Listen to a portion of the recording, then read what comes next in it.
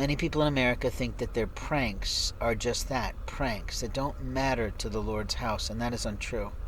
The liars of a Satan's group will continue to try to hit someone's life and then gloat about it, not about what's right for you.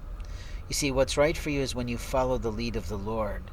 What is wrong for most people is when someone tries to say that person is a bastard of God. A bastard of God is what someone said to my love, and that didn't change her approach to me, but it changed her love of me. Women who are jealous of how deeply a man or a woman or an individual or a soul produced by the Lord's house can love will always try to taint someone with their filthy gloves.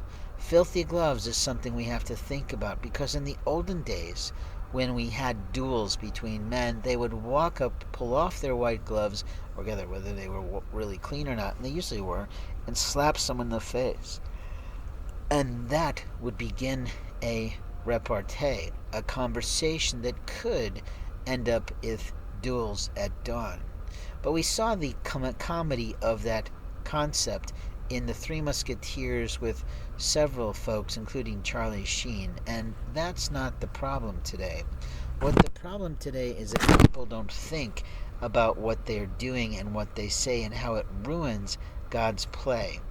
When you ruin God's play, how do you think he feels?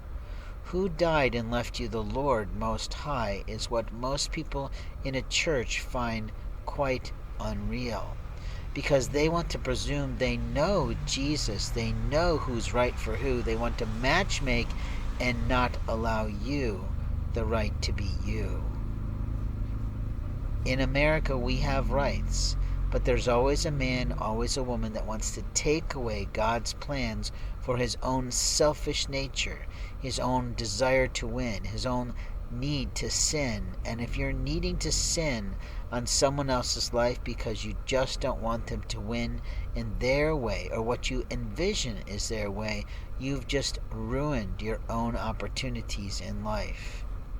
In America, we have rights, and those rights are abused every single day by other people who don't want to play right, who want to always be in the shadows playing wrong that harms people with the simplicity of a song.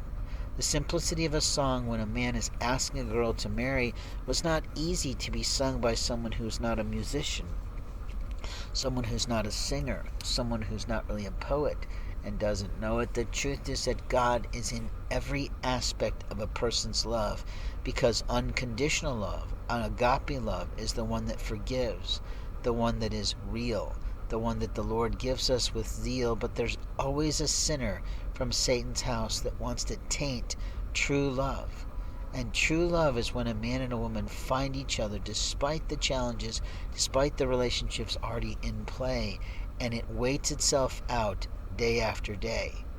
But the Lord's house is always abused by a pastor who says, hey, don't do that, or hey, you're immoral, or hey, and you don't know, because the person that they attack didn't have a chance to fight back.